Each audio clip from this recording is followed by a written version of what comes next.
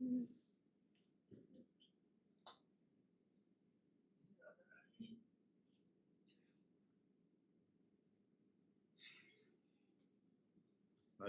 कृष्णा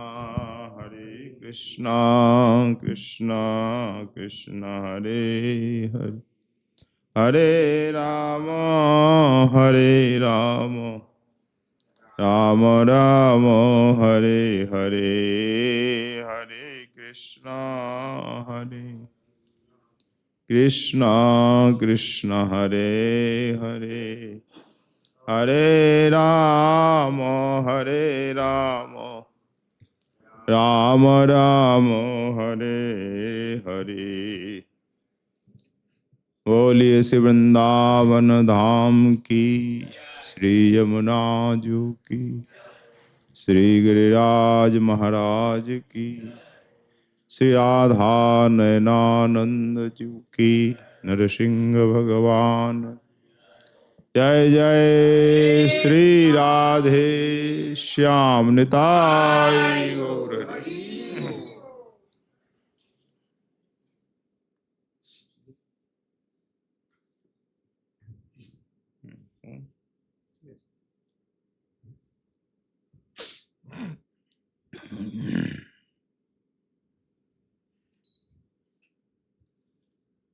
कलियुग पावन अवतार करुणा मरुणालय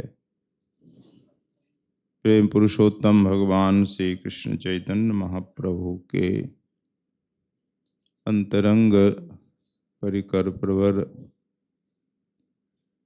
श्री गौड़ीय वैष्णवाचार्य वर्य रसिक कुलमुकुटमणि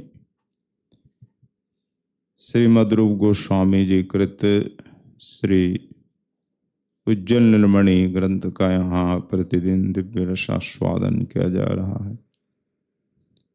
आज आस्वादन प्रारंभ करने से पूर्व हमारे परमाराध्य श्रीमद् गुरु चरण कमलों में अनंत कोटि दंडवत प्रणाम समर्पित करते हुए यह दास परम करुणामय पतित पावन प्रेम अवतारी श्री नित्यानंद गौरांग महाप्रभु के एवं लाडले ठाकुर श्री राधा नयनानंद जी के पावन से चरण कमलों में दैनिक कोटि कोटि वंदन दंडवत प्रणाम समर्पित करता है। तदुपरांत यहाँ विराजमान श्री भगवत कथा रसिक परम पूज्य संत वृंद भक्त जन एवं भक्तिमती माताओं, आप सभी के इसी चरणों में दास का सादर दंडवत प्रणाम।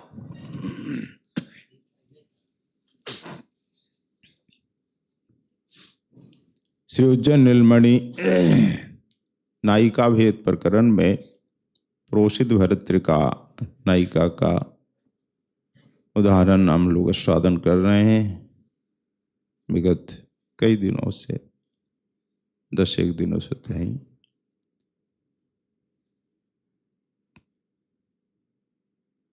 प्रियतम के मथुरा चले जाने पर राधा रानी की जो विरह दशा है, इसी को कहते हैं प्रोषित भर्तृका दशा। राधा रानी रो रो कर कहती हैं सखियों से, अरे सखी कि विलासे स्वच्छंदम बसति मथुरायां मधुरिपुर बसंतः संतापम प्रथयति समन्तादनुपदम् दुराशे अम्बैरन्नः मदभीष्टोद्यम विधौ विधत्ते प्रत्यूहम किमिह भविताहंत शरणम। विलाप करती हुई हमारी विश्वहान किशोरी राधा रानी अपनी सखी ललिता से कह रही है, अरे सखी ललिता, मधुरिपु यानी मधु दैत्य के शत्रु मुरारी मुरदानव का वध करने वाले मुरारी मधु दैत्य के वधकारी मधुरिपु। तो मधुरिपु नंदनंदन श्याम सुंदर स्वच्छंद रूप से इस समय मथुरा में निवास कर रहे हैं।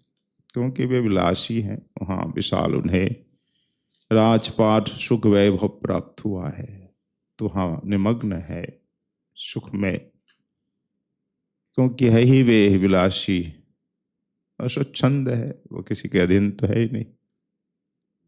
पर इधर मैं अनुपदम हर क्षण विरह संताप को भोग रही हूं।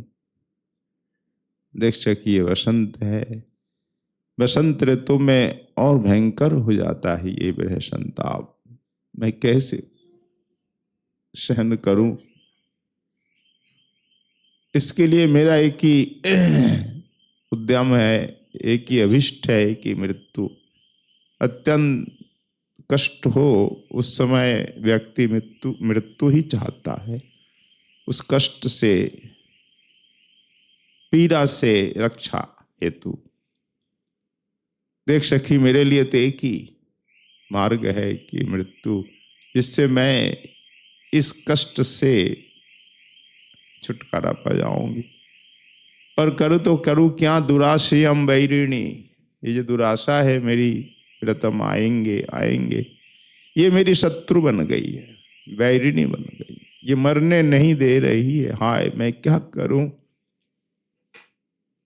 मैं किसकी शरण में जाऊं? हाँ, हंतः शरणम किम भविता, मैं किसकी शरण में जाऊं? कौन मेरी रक्षा करेगा? इस प्रकार आधारा रही, अत्यंत विरह वेदना से करा रही है, विलाप कर रही है।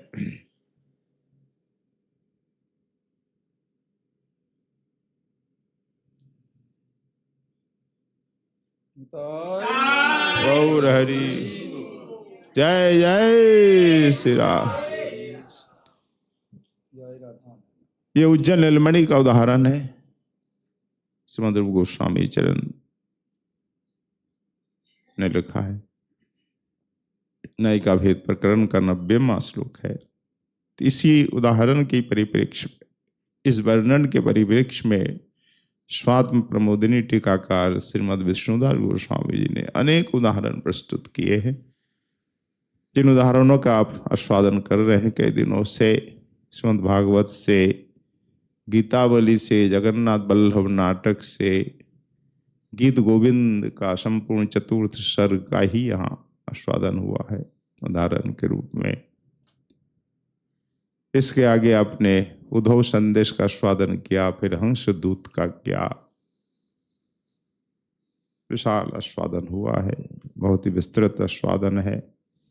कृष्ण के लिए मंजरी का आस्वादन, फिर इस समय ललित माधव नाटक के पश्चात आस्वादन कर रहे पद्यावली। इन सभी ग्रंथों में प्रोषित भर्ती का जो अवस्था है, दशा है, उस दशा का ही उदाहरण है।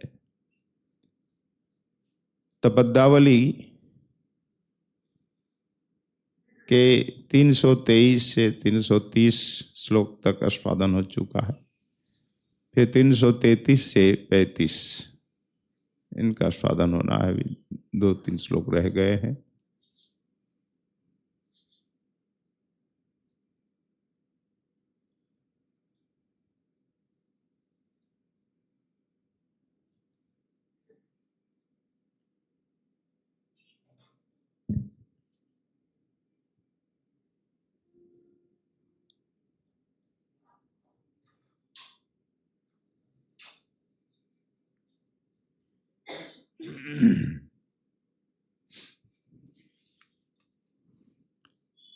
कल 33 तक हुआ है। हाँ, तो 334 और 35 2 श्लोक का आस्वादन हो रहा है पद्यावली से। हरिणी छंद में है 334वां श्लोक श्री रुद्र कवि का, कि प्रसरसे श्रीरामोदम कौंदम समीर समीरय प्रकटय शशि नासः कामम मनोज समुल्लस अवधि दिवसः पूर्णः शख्यो किमु विमुञ्चत तत्कथाम् हृदय मधुना किंचित कर्तुम ममान्नद इहे क्षति। तो 333 में आपने श्रवण किया कल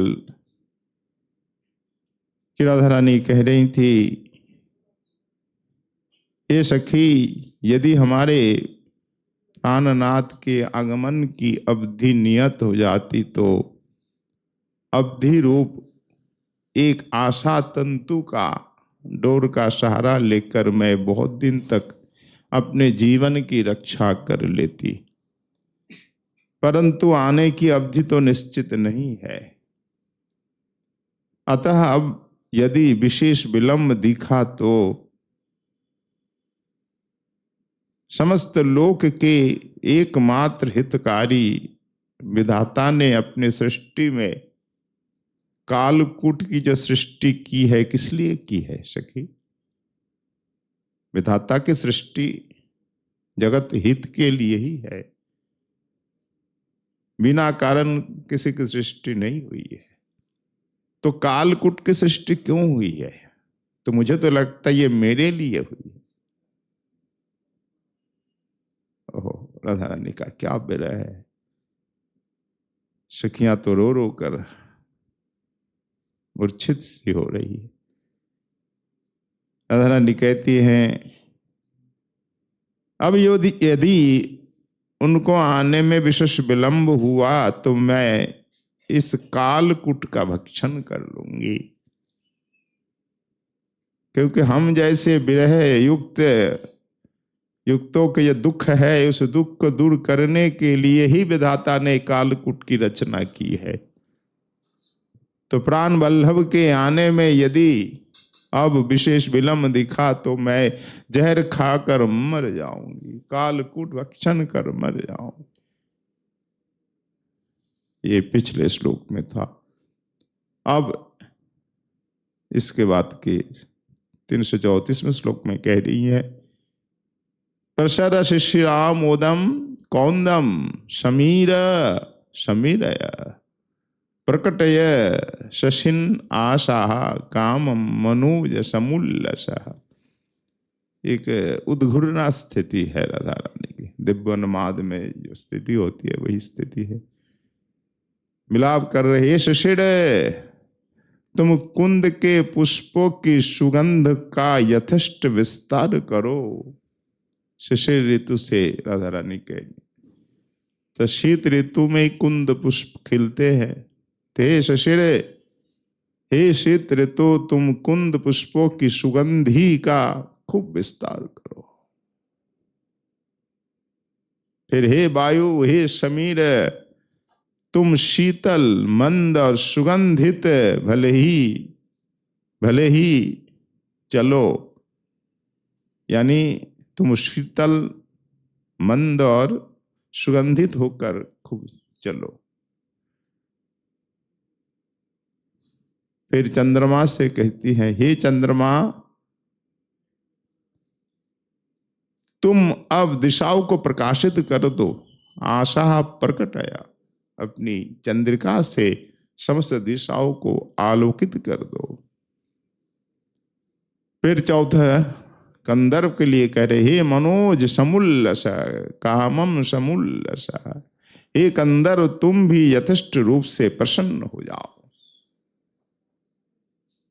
फिर अपनी सखियों से कहती है, अरे सखियों देखो, आज प्यारे के आने की अवधि का दिवस पूरा हो रहा है या हो गया है। अवधि दिवस पूर्ण सखो, प्रियतम के आने का जो अवधि है, अवधि दिवस है, वो आज पूरा हो गया है। अतः तुम उस निर्दयी की चर्चा मत करो, अब छोड़ दो चर्चा। तत्कथाम विमुंचता, निर्दयी की कथा छोड़ दो।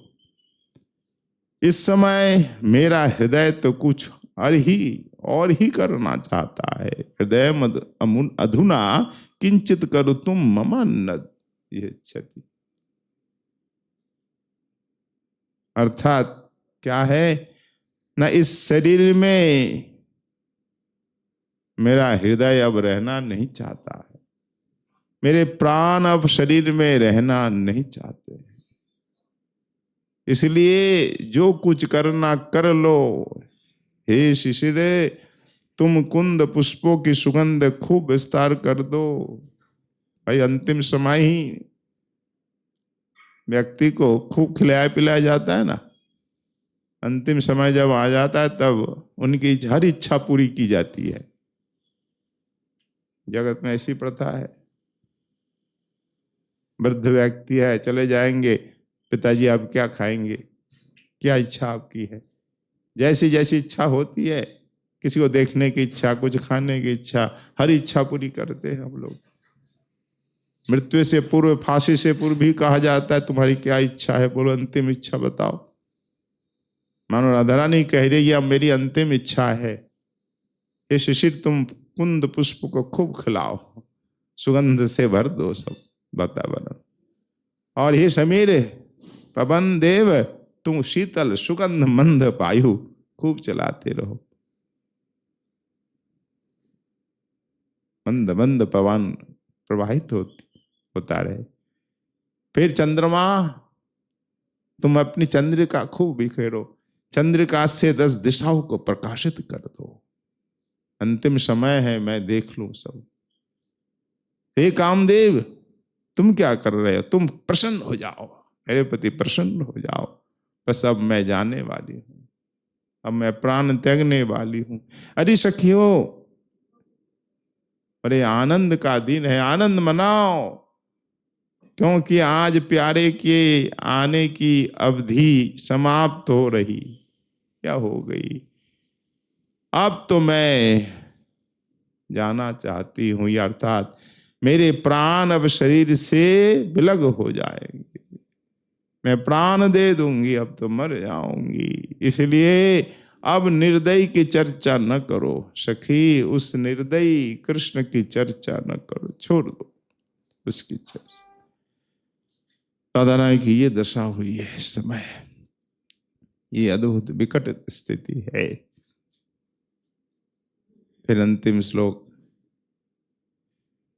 पद्मावली से हैं, बसंत तिलक छंद है, श्री हरिभट्ट कवि का है श्लोक। नायाति चेद यदुपति सखी नई तु कामम, प्राणास्तदीय विरहात यदि यान्तु। एकः परम हृदि महान मम वज्रपातो, भूयो यदिन्दु बदनम न विलोकितम तत्।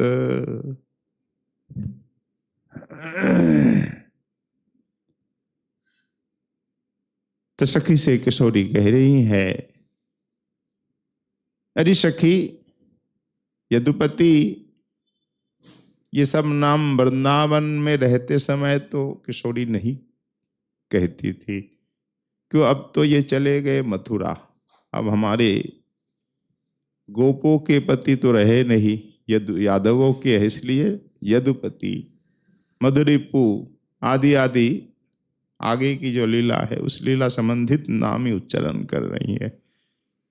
एक विरह से जो उत्पन्न हुई है ईर्षा, उससे, उसी का ये बहिर्व्यक्ति है। यदुपति, मथुरानाथ, मधुरिपु आदि आदि किशोरी कह रही है। अरे सखी, यदुपति यदि नहीं आते हैं, क्योंकि उनके आने की अवधि समाप्त हो गई है, अगर वे नहीं आते तो उनकी इच्छा, वो तो स्वतंत्र है, ब्रिज में थे तो भी स्वतंत्र थे, ब्रज युवराज है, युवराज जो इच्छा करे,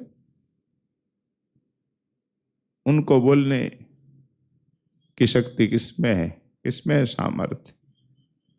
नंद बाबा के दुलारा था, लाडला था, इसलिए कोई कुछ कहता तो था नहीं, जो इच्छा जो मर्जी वो करता।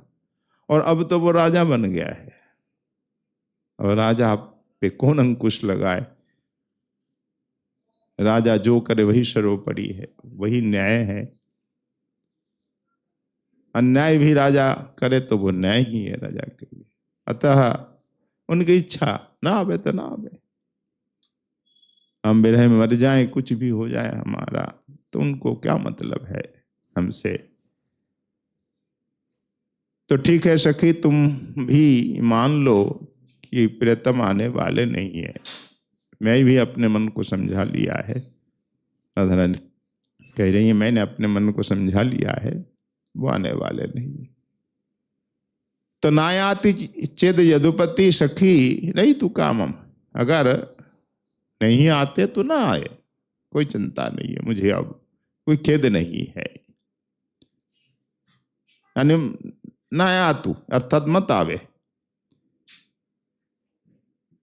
और प्राणा यदि तदीय विरहा यदि यान्तु यान्ति यान्तु, उनके विरह में अगर मेरे प्राण चले जाए तो चले जाए, उनको तो कोई लेना देना है नहीं।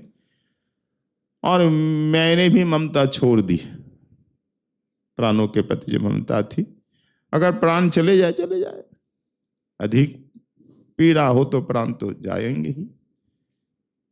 तो मेरे प्राण यदि चले जाए तो चले जाए, अब मेरी कोई चिंता नहीं है।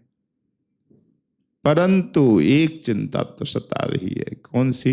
एका परम हृदय महान मम वज्रपातो भूयो यदिन्दु बदनम न बिलोकितम तत्। अरे सखी, परंतु एक दुख तो है। कौन सा दुख है? हृदय महान, मेरे हृदय में एक है बड़ी आशा या इच्छा कह लीजिए, एक ही इच्छा है। और हृदय महान मम वज्रपात, मेरे हृदय पर केवल एक ही वज्रपात है, भारी वज्रपात है। कौन सा वज्रपात है? न कि दोबारा मंद मुस्कान युक्त उस मुख चंद्र का मैंने दर्शन नहीं किया। मेरे हृदय में इच्छा थी, पर इच्छा तो पूरी हुई नहीं, आए नहीं, अवधि भी समाप्त है। तो उनके दर्शन की बिना मरना पड़ेगा मुझे, यही मेरे लिए दुख की बात है, यही मेरे लिए वज्रपात है, भयंकर वज्रपात है। हाय सखी, उस मंद मंद मुस्कान युक्त मुखारविंद का दर्शन के बिना ही मरना पड़ेगा। हाय, मुझे तो मरना ही है, क्या करूं। पर एक ही दुख है, बिना दर्शन के ही मरना पड़ेगा। कोई भी भक्त नहीं चाहता कि प्रभु के नाम के बिना, स्मृति के बिना, दर्शन के बिना प्राण जाए। सभी भक्तों की इच्छा रहती है कि अंतिम समय मेरे मुख में हरि नाम तो आए जाए, कुछ ना हो हरि नाम तो आए, हरि नाम करते हुए प्राणों को त्यागूं। हरि के दर्शन होए नहीं होए पता नहीं, सबके भाग में तो है नहीं, का नाम तो सुलभ है जगत में, तो नाम करते हुए प्राणों का त्याग देना ये बहुत भाग्य की बात है। देखो ना, उस हिरणी ने नारायणेति है, क्या कहा ना, नारायणीति हरे हरई इत्तुदारम श्री नम हरे नम कहता, श्री हरे नम इति उदार नाम लेकर प्राण तक दिए उसने। कौन? जो राजा भरत हिरण की चिंता करते करते प्राण त्यागे थे, तो हिरण जोनी उन्हें प्राप्त हुई थी। हिरण के रूप में जन्म मिला। हमारे शास्त्र के अनुसार, गीता जी के अनुसार, यम यम वापि स्मरण भावम तजंतन्ते कलेवरम तम तम एवैति कौन्तेय सदा तद्भाव भावित। भगवान ने कहा, हे अर्जुन, मरते समय व्यक्ति जैसा जैसा चिंतन करता हुआ मरता है, वैसा ही पुनर्जन्म उसे प्राप्त होता है। अगर स्त्री का चिंतन करता हूँ मरता तो स्त्री योनि प्राप्त होती है। जैसे पुरंजन उपाख्यान है, आप जानते हैं, अपनी पत्नी के प्रति बड़ा मोह था, तो पत्नी का क्या होगा, मैं मर जाऊंगा, इसकी देखभाल कौन करेगा। पत्नी की चिंता करते करते मरा तो दूसरा जन्म स्त्री के रूप में हुआ। ये प्रमाण है। और ये भी प्रमाण है कि हिरण का चिंतन करते हुए मरा तो हिरण बना। तो गीता जी की वाणी आज भी सत्य है। तो हिरण का जो बच्चा था शावक, जिसे राजा भरत जी ने पाला पोषा, कि हिरणी मर गई और हिरण का वो बच्चा, हिरणी का बच्चा जल के स्रोत में बह रहा था। राजा ने देखा मैं यहाँ संध्या बंधन कर रहा हूँ, मेरे सामने हिरणी आई, गर्भवती थी। शेर की दहाड़ सुन करके वो उस हिरणी ने इस नदी को पार करने के लिए छलांग लगाई। गर्भवती होने के कारण उनके गर्भ से ये बालक गिर गया, बच्चा, और हिरणी मर गई जाकर के गुफा में। तो बालक तैर रहा था जल के स्रोत में, सद्दोजात। तो राजा देख रहे क्या हुआ, मेरे सामने एक जीव की हत्या हो जाए। तो इस समय भजन से भी अधिक है, प्राण, कोई किसी का प्राण संकट हो तो उसका उद्धार कर, उसकी रक्षा, ये हर मनुष्य का कर्तव्य होता है। भले ही आप संत हैं, भजन कर रहे हैं, अगर उस समय भी कोई प्राण संकट में आ जाए तो भजन छोड़कर उसकी रक्षा करनी चाहिए, ये शास्त्र कहता है। तो राजा ने देखा अगर मैं नहीं उठा, इसकी रक्षा नहीं तो मर जाएगा। सद्दोजात ये मृग शावक पानी में बहता हुआ कि पता नहीं कहाँ जाए, मर जाएगा।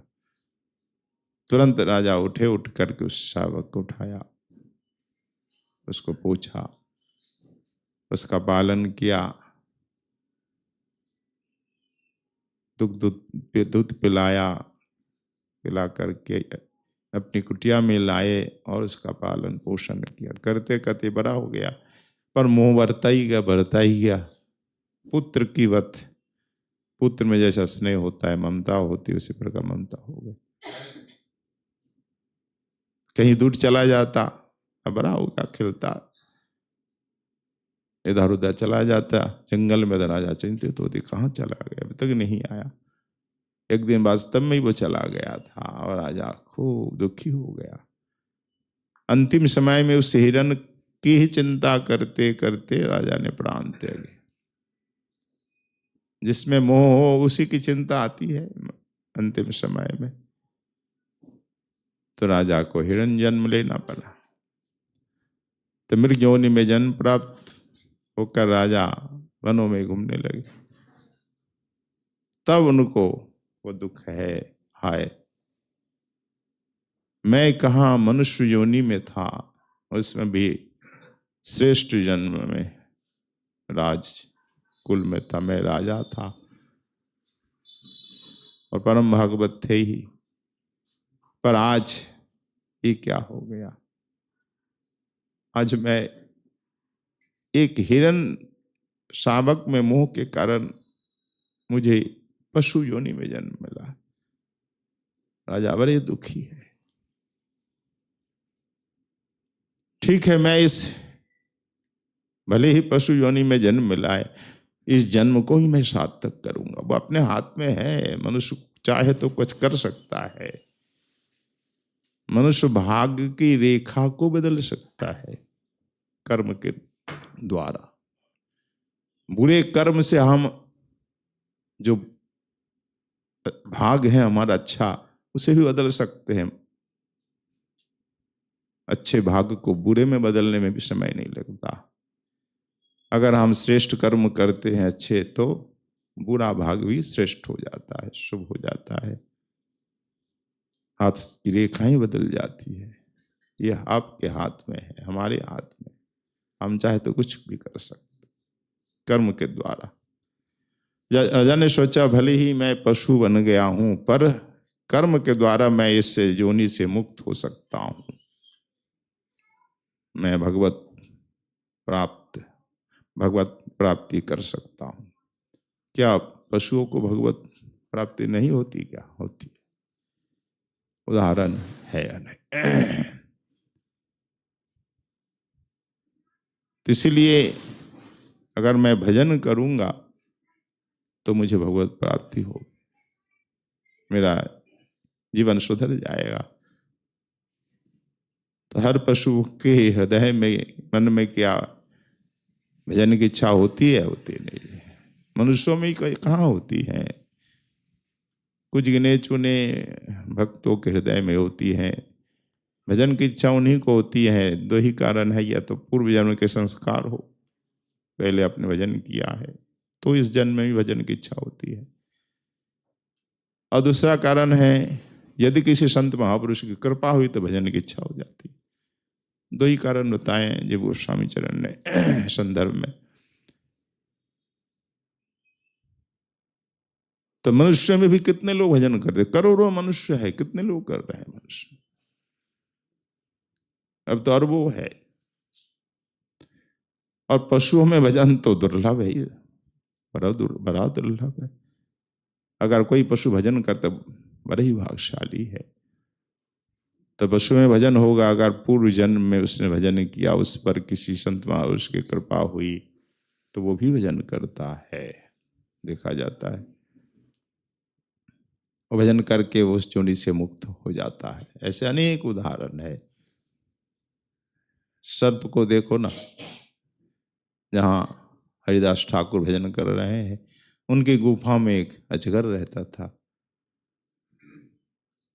जैसे ही लोगों ने कहा कि महाराज आप इस गुफा में रहते हैं, ये अजगर है, हमें तो आने में डर लगता, आपको नहीं लगता डर? ठाकुर हरिदास जी बोले मुझे कहीं डर क्यों लगेगा? अरे हमारे प्रभु के ही तो बड़े भाई हैं ये नाग, शेषनागी, उन्हीं का ही स्वरूप है। अतः भय काहे का? ये तो हमारे इष्ट है, इष्ट के बड़े भराता है। बोले प्रभु आपको भय नहीं तो हम लोगों को तो भय है ना, हम आते हैं आपसे मिलने, हमें तो भय लगता। अच्छा तुम लोगों को भय है? अगर तुम लोगों की इच्छा है तो मैं यहीं से चला। नहीं नहीं, आप क्यों चले जाएंगे इस गुफा से? इस अजगर को भगाइए ना। हरिदास जी क्या कहते? नहीं नहीं, मुझसे पहले ये अजगर रहता है, मुझसे पहले से रहता है, जगह इसकी है, मैं इसे भगा नहीं सकता, मैं तो बाद में आया।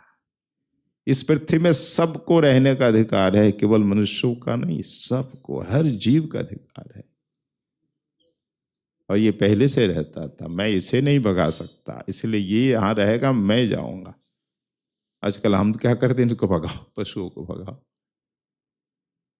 पहले से अपने तो भगाया नहीं। अब एक चिड़िया ने घोंसला बना दिया, बोले भगाओ इस घोंसला को, तोड़ो। बोले क्यों भाई? चिड़िया तो जीव है, वो भी तो रहेगी कि नहीं, उसका भी अधिकार है। अगर ये है बोले गंदगी, अगर पहले से देखा क्यों नहीं? अब घोंसला बन गया, अब तोड़ना उचित नहीं है। किसी का घोंसला नहीं तोड़े। हाँ, ये जब अपने आप जला जाए, हाँ एक समय आएगा वो अपने आप चली जाती है, तब तोड़ देना, कि सबका अधिकार है। वो कष्ट पाएगी, इसलिए हो सकता है इसमें अंडे भी दे दिए हों, इसलिए नहीं तोड़ना चाहिए। दया ही सर्वोपरि है। तसे हरिदास ठाकुर ने उस अजगर को नहीं भगाया, स्वयं कुटिया से चले गए। चले नहीं, जा रहे थे, आसन बांध लिया, आप जाने वाले। और क्या हुआ? अचानक सबके सामने वो अजगर निकला और गंगा जी में चला गया। सबने देखा, क्या आश्चर्य! देखो अजगर क्या चाहता है? नहीं नहीं, ये महात्मा भजन कर रहे हैं स्कंदना में, और मेरे कारण ये चले जाएंगे। नहीं नहीं, ये यहाँ रहे, भजन करे, सबका कल्याण करे, मैं जाऊंगा। अजगर सबके सामने निकला और सीधा गंगा जी में, पास में ही गंगा जी से होकर कहीं और चला।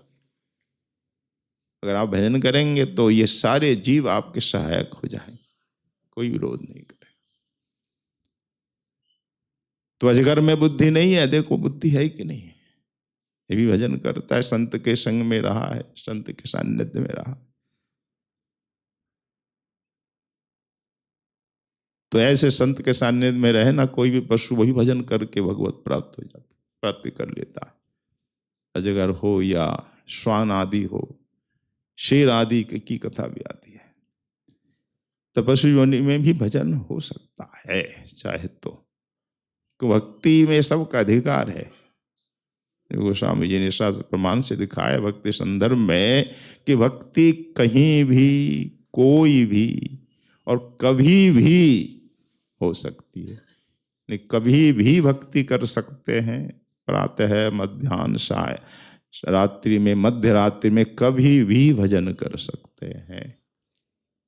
सृष्टि के प्रारंभ में, मध्य में, सृष्टि के बाद प्रलय काल में भजन हो सकता है।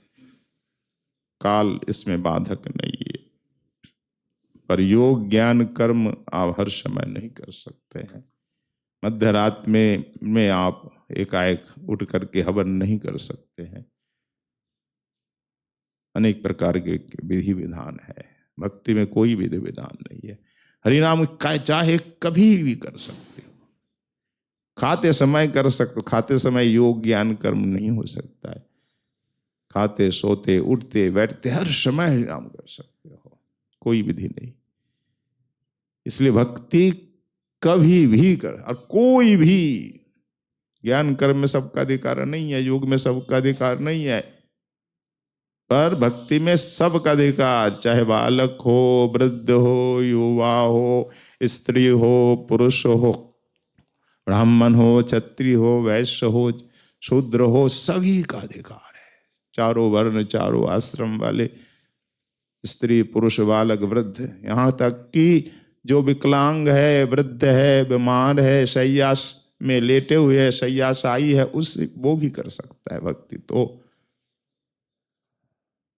तो कोई भी भक्ति कर सकता है।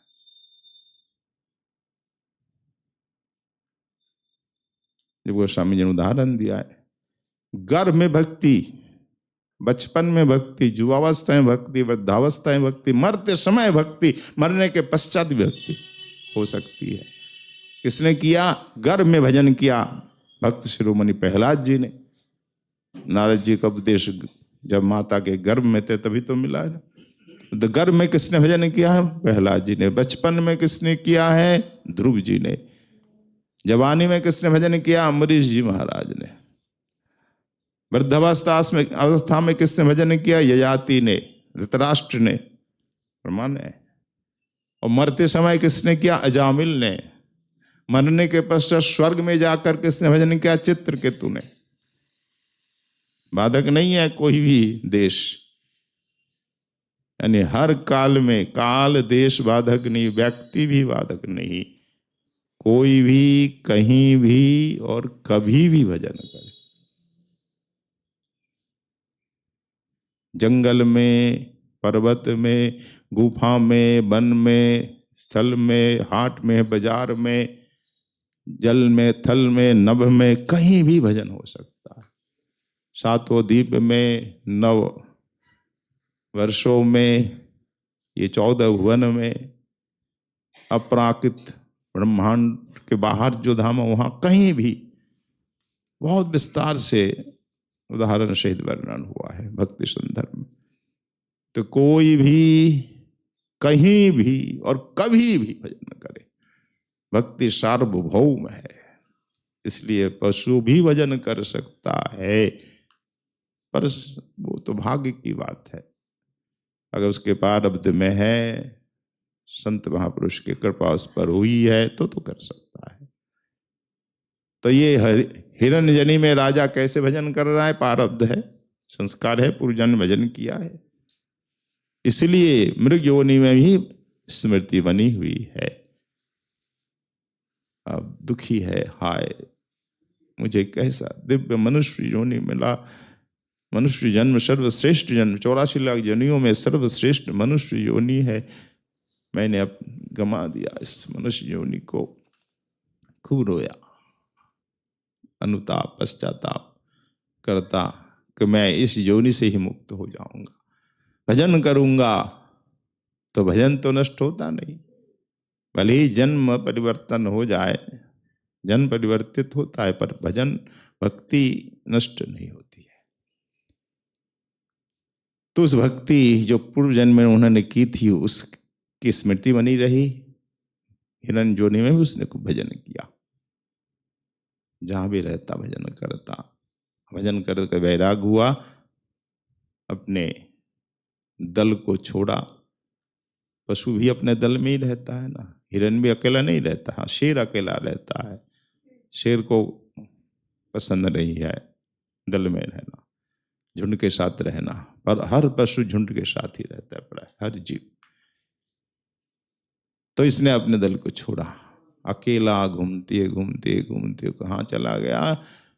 नेपाल, गंडकी नदी के किनारे, जहाँ शालिग्राम भगवान की उत्पत्ति होती है। तो वो जल भी ब्रह्ममय है, तो उसे गंडकी के किनारे ही डोलता था, ताकि मेरे प्राण निकले तो इस नदी के किनारे प्राण निकले। इसलिए जो पवित्र स्थान है उसे नहीं छोड़ना चाहिए कभी। जैसे धाम में जो रहते हैं, उनकी सदा इच्छा रहती कि मेरे प्राण धाम में ही निकले। इसलिए अंतिम समय धाम से कहीं नहीं जाते। अंतिम समय पता नहीं कब अंतिम समय आ जाए, इसलिए सदा ही धाम में हम रहे, ये आशा होनी चाहिए। हम वृंदावन छोड़ के नहीं जाएं कहीं। जिनको जिस धाम में निष्ठा है, अवध वाले कहते मैं जो अवध धाम छोड़कर कहीं नहीं जाऊंगा, ऐसे भी बहुत धाम निष्ठ है, वो अयोध्या छोड़कर नहीं। नवद्वीप धाम निष्ठ वाले कहते नहीं मैं नवद्वीप छोड़कर नहीं जाऊंगा। तो वहाँ संकल्प के साथ रहोगे, फिर कहीं जाने का सवाल नहीं होगा। तो प्राण निकलेंगे और धाम में निकलेंगे। तो ऐसी इच्छा रखनी चाहिए, अभिलाषा, संकल्प की, प्राण धाम में ही निकले, धाम छोड़कर नहीं जाए। तो अगर आपका संकल्प है तो पूरा होता है। तो संकल्प था राजा का कि मेरे प्राण निकले तो गंडकी नदी किनारे ही निकले, और ऐसा ही हुआ। जब प्राण निकले, अंतिम समय हुआ, तो मृग ने क्या किया? आधा शरीर तो जल में रखा, गंडकी के जल में, आधा बाहर रखा।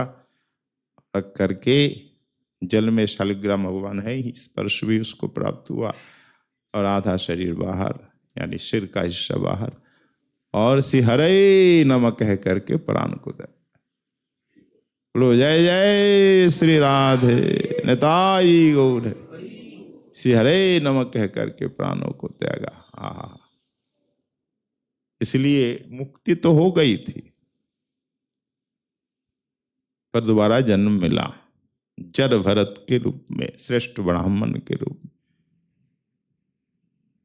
क्यों जन्म मिला? जब मृत्यु के समय हरि का नाम लेकर प्राण निकले तो मुक्ति तो होनी चाहिए ना। हाँ बिल्कुल। फिर पुनर्जन्म क्यों? बोले पुनर्जन्म उसकी इच्छा से, राजा की इच्छा थी। हाँ मैं तो मुक्त हो गया हूं, मृत्यु के समय का हरि नाम लेकर मरे तो मुक्ति तो होगी ही होगी, पर मैं भजन तो नहीं कर पाया ना, जी भर के हरि नाम नहीं ले पाया। मैं भजन करने के लिए युवावस्था में सब छोड़ छाड़ के बना आ गया था। राजा भरत जी युवावस्था में ही सब छोड़ के, युवावस्था में कोई नहीं छोड़ पाता है, पत्नी को, राज्य को, संतान को, पर सब को छोड़ के मन में आ गए थे राजा भरत जी। पर मेरा भजन अधूरा रह गया, क्यों ना? वो हिरण शावक में जो मोह हो गया, इसलिए मैं जी भर के भजन नहीं कर पाया। भजन सुख अलग अलग है, जो मुक्ति के बाद वो सुख नहीं मिलने वाला, वैकुंठ में नहीं मिलने वाला। इसलिए कबीरदास जी तो कहते हैं वैकुंठ मुझे नहीं जाना है, कि राम बुलावा भेजिया दिया कबीरा रोए, जो सुख साधु संग में सो वैकुंठ में न होए। ये भजन सुख, सत्संग सुख वैकुंठ में नहीं मिले। मुक्ति के बाद नहीं, जो भजन है यहाँ कर लो। तो इसलिए राजा की इच्छा हुई कि मैं दोबारा जन्म लूंगा और खूब भजन करूंगा। तो उसकी इच्छा पूरी हुई और इस बार श्रेष्ठ विप्र योनि में जन्म मिला और खूब भजन किया। जड़ भरत जी ने खूब भजन किया। और भजन करने के लिए माया मुक्त होना पड़ेगा, इसलिए जड़ बन के रहे ताकि किसी की ममता नहीं हो मेरे प्रति और मेरी भी ममता कहीं नहीं हो। तो जड़ भरत के प्रति किसी की ममता थी नहीं, बड़े भाई सब थे, पर इसको बहुत मेहनत कराते।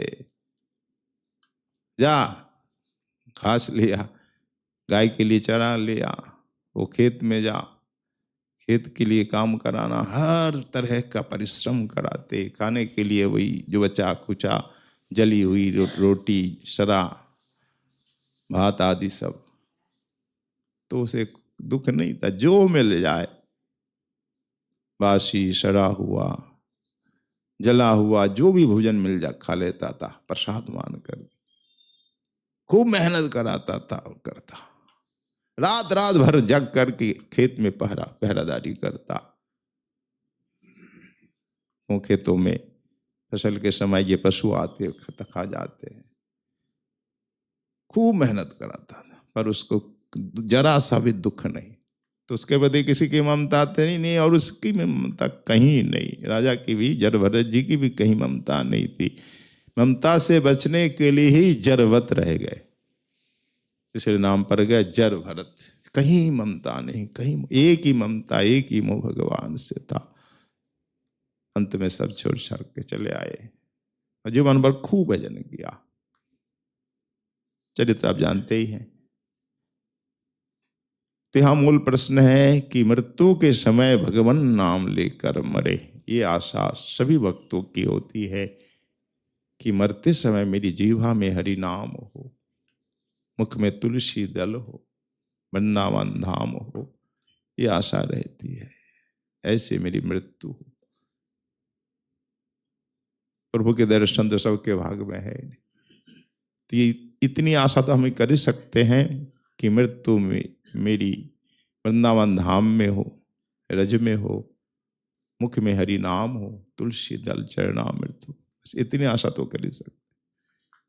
और राधा रानी की आशा करती है कि मरते समय नंद नंदन के दर्शन हो जाए, बस मैं और कुछ नहीं चाहती। सखी, मृत्यु के समय उनके एक बार दर्शन हो जाए। पर ये आशा मेरी पूर्ण होने वाली नहीं है, इसलिए मेरे हृदय में ये वज्रपात है, भारी वज्रपात है कि उनके दर्शन के बिना ही मुझे मरना पड़ेगा। मेरे प्राण निकल जाएंगे, हाय क्या करूं। तो इस प्रकार राधा रानी विकल होकर रो रही है। यह है प्रोषित भर्ती का स्थिति है राधा रानी की। इसके बाद का भी श्लोक यहाँ टीका में भले ही नहीं है, ये भी बहुत सुंदर है कि मृत्यु के पश्चात भी राधा रानी कहती हैं कि मृत्यु के बाद तो मेरे हाथ में नहीं है, विधाता तेरे हाथ में तो है ना। तो मृत्यु के पश्चात विधाता मेरे शरीर में जो पंच महाभूत है ना, ये पृथ्वी, जल, अग्नि, वायु, आकाश, इन पंच तत्वों को प्रभु सेवा में लगा देना, बस इतना कर देना विधाता। ओह, ऐसा अद्भुत श्लोक है, प्राय सुनने को नहीं प्राप्त होता है। प्रभु गोस्वामी जी ने यह अद्भुत श्लोक भी लिखा है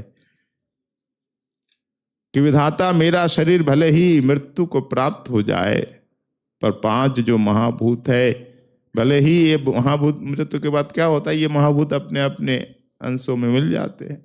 पृथ्वी का जो अंश है पृथ्वी में, जल का जल में, अग्नि का अग्नि में, वायु वायु, आकाश में सब मिल जाता है।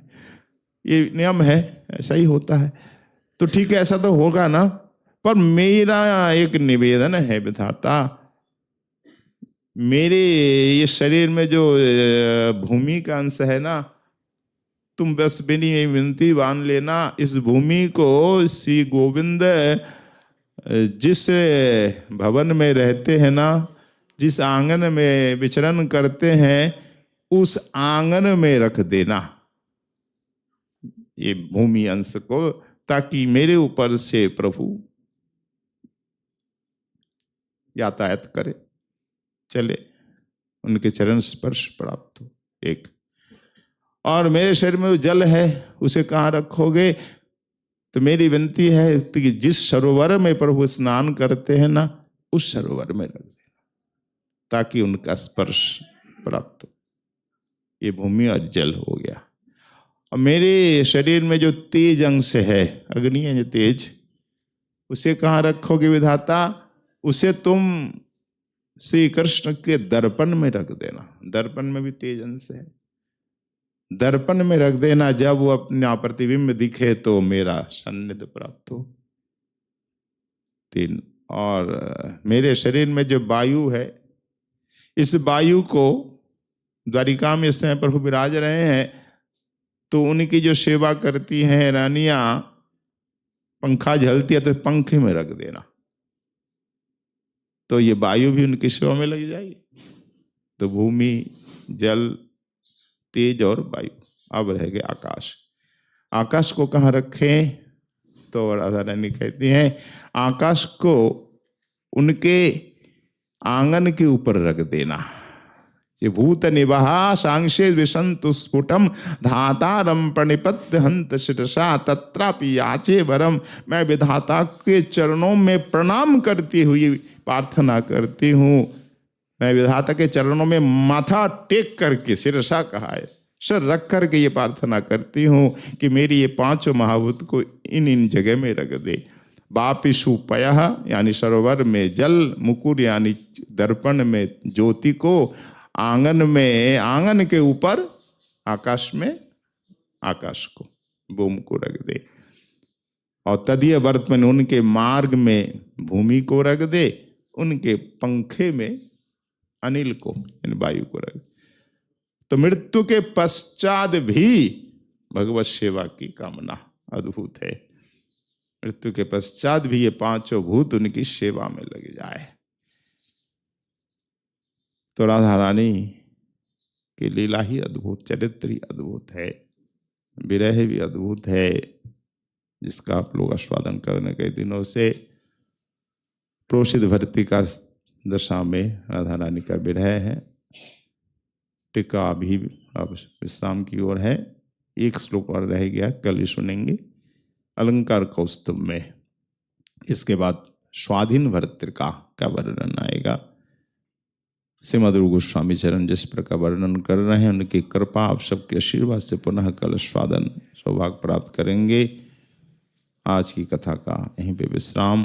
बोलिए श्री राधा नयनानंद जी महाराज की, नरसिंह भगवान की, परी शोरमा कुंज की, सब संतों की, सब भक्तों की, आज के आनंद की जय जय। हिताय।